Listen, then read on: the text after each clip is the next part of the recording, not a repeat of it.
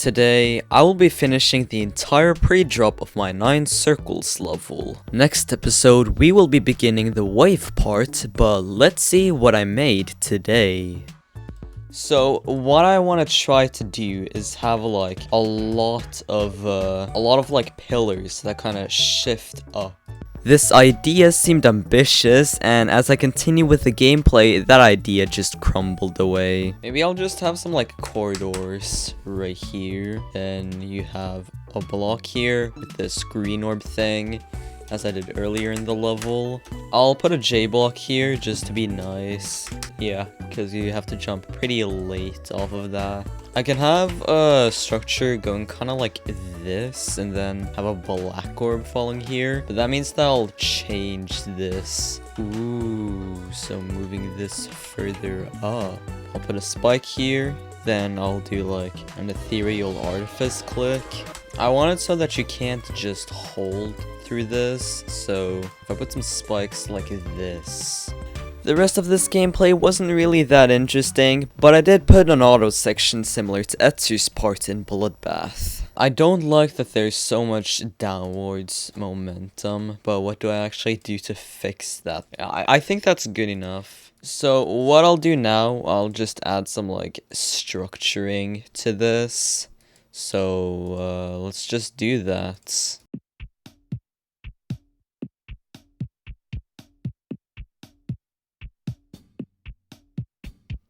Okay, so I've finished all of the structuring, and I added some like camera changes, just to make it so that I don't have to decorate a too big area.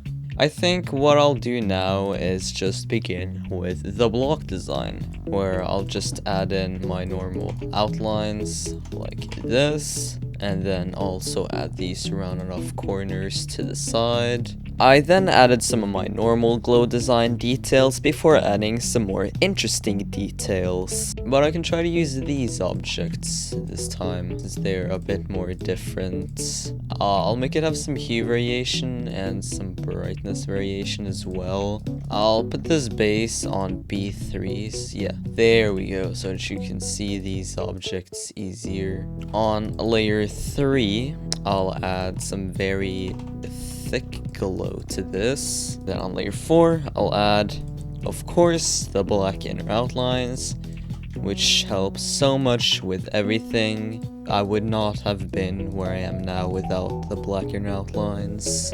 I'll use some of these objects. I don't really know where I got this idea from, but it made the design have a way more crystallized pattern, which fit a lot with the Arctic theme that I was going for. Now, I feel like this is a little bit too opaque, so maybe toning it down a little bit, like that, yeah. And on the same layer as that, I'll put some object colored blending glow on the top. For the second layer of the block, I just copy and paste the details from the first layer, which wasn't really that interesting. On layer 7, I'll take this glow object right here, scale it up to like 4 times, just to like section off the glow better. But then I gotta extend this, let's say 1 block further down. Then I'll begin on the 3D. This time, I actually made some 3D that is pretty interesting, which is a nice breath of air because most of my 3D just look basically the same. How about I do like a normal base, and I do this base on top of it? I guess. It's a very interesting and unique design, and the only thing I'm worrying about with this is, well, the object count. On layer 11, I can add some glow to this. If I do the same type of glow as I do for the other objects, how will that look? And then on layer 12, I'll add the black spikes on here. The final thing I'll do is the spike design of this. So let's say I'll do what I did in the Crazy 3 remake, which is make it so that these spikes have a thicker outline. It's slightly different, but I hope that the difference is noticeable. What if I just add like a black spike to the inside here? Yeah, that's good. And then I can just warp this down for the smaller spikes. After this, I didn't really do anything more interesting, but you guys know what I have to do now. Yeah, I think that's the design that I'll be doing for the main structures.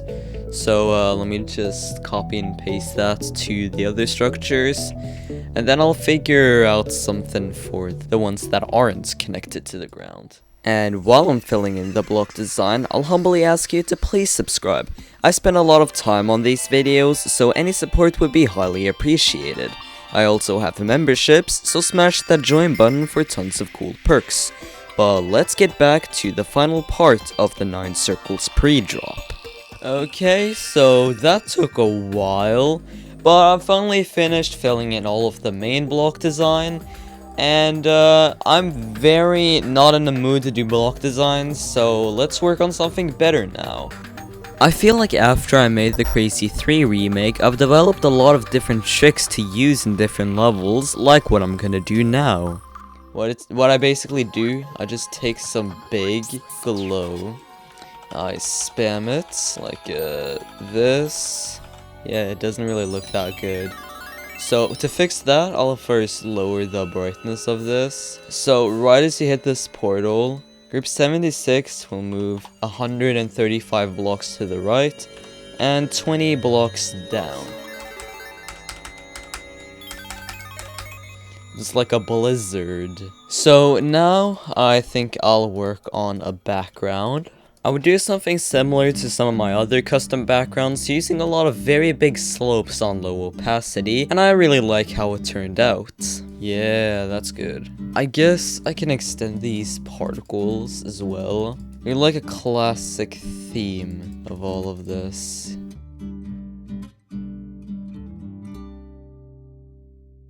I made these particles in the first episode, and they've just like been here for the entirety. I'm gonna make some like ground spikes for this. So the way that I'll make these ground spikes, I'll have some like huge kind of like clumps. So then I'll take this object, which is like the biggest circle that I can find, copy this, I guess make this like blending white maybe.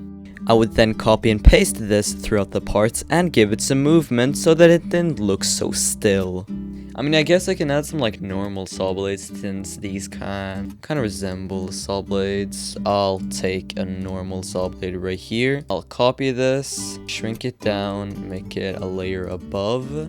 Then I can take like this object. I've never really seen that before, so maybe I can try to use it. I then added some glow to this, and I didn't really commentate throughout it, so let's skip to a part that I did commentate. It's kind of like hypnotic to look at for some reason. I don't know how I feel about that. Can I add a swirly guy in there? Whoa. It's Woolsey. I'm on my alt account. This is very mesmerizing. I think that's a pretty good saw blade. So what I'll do now, I'll go on Mega Hack and turn on the show hitbox trail, and then just place saw blades where you can't really go. And this wasn't such an interesting process, so let's just skip to something else. Actually, I just worked on the transition after this, so I guess we gotta skip even further. Now for this block design, I kind of want to do a more neon style. Let's say I'll make the object color just white, and then make this just like black color. I did something pretty similar to the spewer that spewed out the memory blocks in the previous part, and I like how they fit together in this setting. I guess I can then take these outlines right here. Make these be like half brightness white, 20 opacity white. Will black inner outlines solve that problem is the question that I'm wanting to get answered. Then, what if I add some like cracks to this? Like some slopes that are just like, that just look like it's cracking. Nah. I guess I can, instead of adding some 3D to this, I'll do some like drop shadow instead. How does that look like in the context of this other stuff? It mellows it out and makes it like not look so out of place, you know. So yeah, now I just gotta copy paste this throughout the parts. What I want to do now is try to add some movement to these structures, and then maybe add some pulses to this as well.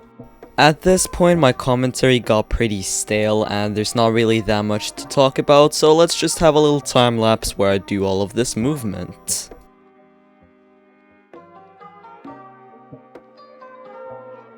I also added some pulses at this point. I think this part is actually nearing completion.